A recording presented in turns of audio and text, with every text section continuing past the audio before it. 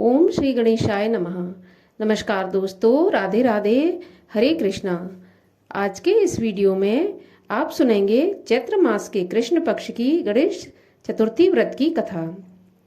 तो इससे पहले कि मैं कथा आरंभ करूं, आपसे रिक्वेस्ट है कि यदि आपने चैनल को सब्सक्राइब नहीं किया है तो चैनल को सब्सक्राइब कर लें, और यदि वीडियो अच्छा लगे तो वीडियो को लाइक करें, शेयर करें। तो आइए अब सुनते हैं हम चैत्र कृष्ण पक्ष के गणेश चतुर्थी व्रत की कथा। एक समय की बात है, ऋषि गणों ने भगवान स्वामी कार्तिकेय जी से पूछा, हे प्रभु, दरिद्रता और कुष्ठादि रोगों से महादुखात एवं बैरियों द्वारा राज्य से च्युत किए गए शुभाकांक्षी सब नरेशों को क्या करना चाहिए?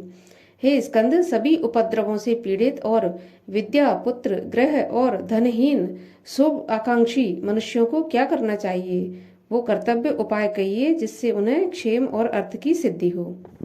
यह सुन स्कंद जी बोले, हे ऋषिगणों, सब सावधान होकर सुनो। मैं एक श्रेष्ठ व्रत कहता हूँ। संकट नाशक गणेश उसका नाम है। वो इस लोक और परलोक दोनों में सुखदायी है। प्राणी इसी उपाय से भूमंडल पर सब कष्टों से पार हो जाते हैं। इस व्रत को देवकी पुत्र कृष्ण ने क्षेम और अर्थ सिद्धि हेतु धर्मराज को दिया था, जबकि वो वन में दुख पा रहे थे। जैसे कि गणेश जी ने अपनी माँ को सुनाया था, वैसे ही श्री कृष्ण परमात्मा ने द्वापर में पांडवों को सुनाया था। पार्वती जी ने पूछा, हे गणेश जी, चैत्र कृष्ण चतुर्थी को श्री गणेश की पूजा किस प्रकार करनी चाहिए? इस दिन भोजन में क्या लेना चाहिए? चैत्र मास के गणपति देवता का नाम क्या है? उनके पूजन आदि का विधान क्या है? सो आप मुझे बताइए।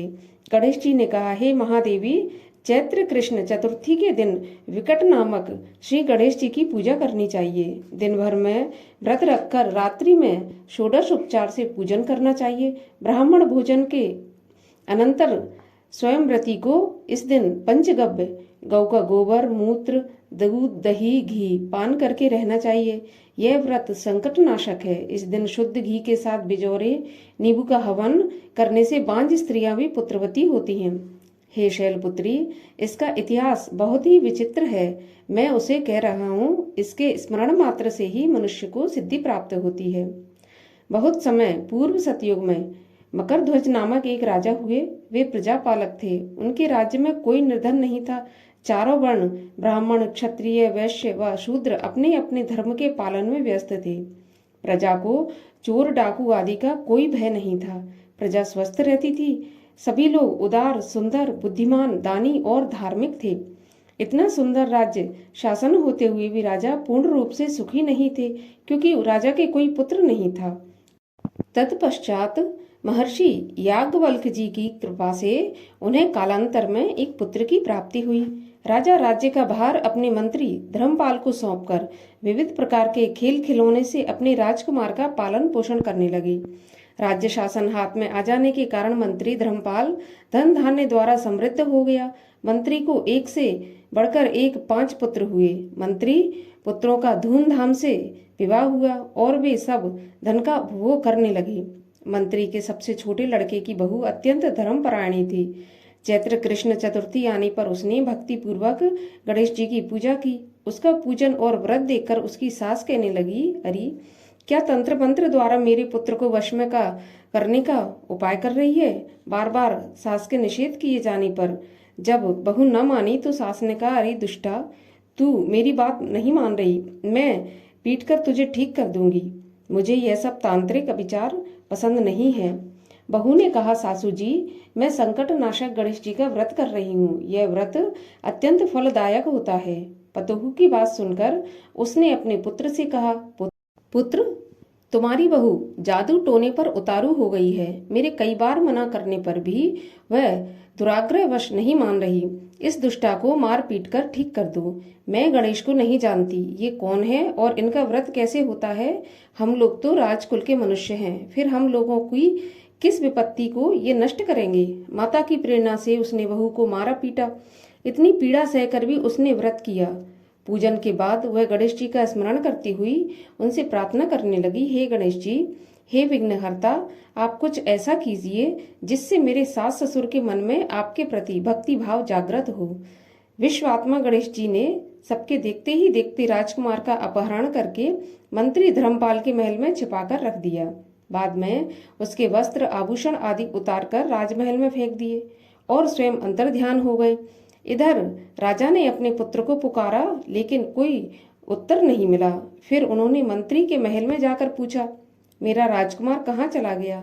महल में उसके सभी वस्त्र आभूषण तो हैं, लेकिन राजकुमार कहाँ चला गया? किसने ऐसा निंदनीय कार्य किया है? हाय, मेरा राजकुमार कहाँ गया? राजा के वचन सुनकर मंत्री ने उत्तर दिया, हे राजन, आपका चंचल पुत्र कहाँ गया इसका मुझे नहीं पता। मैं अभी गांव, नगर, बाग बगीचे आदि सभी स्थानों में खोज कर आता हूँ। इसके बाद राजा अपने सभी नौकरों, सेवकों आदि से कहने लगे, हे अंगरक्षकों, मंत्रियों, मेरे पुत्र का जल्दी से जल्दी पता लगाओ। राजा का आदेश पाकर राजा के दूत सभी स्थानों में खोज करने लगे। जब कहीं पता नहीं लगा तो दूतों ने आकर राजा से डरते डरते निवेदन किया, महाराज, अपहरणकर्ताओं का कहीं कोई पता नहीं मिला। राजकुमार को आते जाते किसी ने नहीं देखा। दूतों की बातों को सुनकर राजा ने मंत्री को बुलवाया। मंत्री से राजा ने पूछा, मेरा राजकुमार कहाँ है? धर्मपाल, मुझे साफ साफ बता दे कि राजकुमार कहाँ है। उसके वस्त्र आभूषण तो दिखाई पड़ते हैं, केवल वही नहीं है। अरे नीच, मैं तेरा वध कर डालूंगा, तेरे कुल को नष्ट कर दूंगा, इसमें जरा भी संदेह नहीं है। राजा द्वारा डांट पड़ने पर मंत्री चकित हो गया।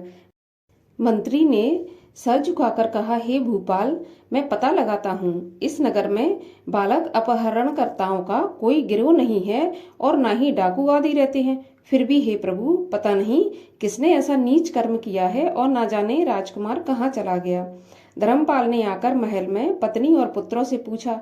अपनी सभी बहुओं को बुलाकर भी उसने पूछा, यह कर्म किसने किया? यदि राजकुमार का पता नहीं लगा तो राजा मुझ अभागे के वंश का विनाश कर देंगे।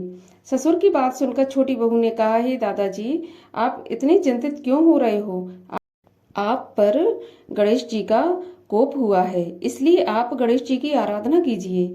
राजा से लेकर नगर के समस्त स्त्री पुरुष, बालक, वृद्ध संकटनाशक चतुर्थी का व्रत विधि पूर्वक करें तो गणेश जी की कृपा से राजकुमार मिल जाएंगे। मेरा वचन कभी मिथ्या नहीं होगा। छोटी बहू की बात मानकर ससुर ने हाथ जोड़कर कहा, हे बहू, तुम धन्य हो, तुम मेरा और मेरे कुल का उद्धार कर दोगी। गणेश जी की पूजा किस प्रकार की जाती है, हे सुलक्षणा, मुझे बताओ। मैं मंद बुद्धि होने की वजह से व्रत के महात्म को नहीं जानता हूँ। हे कल्याणी, हम लोगों से जो भी अपराध हुआ हो उसे क्षमा कर दो और राजकुमार का पता लगा दो। तब सब लोगों ने संकटनाशक गणेश चतुर्थी का व्रत करना शुरू किया।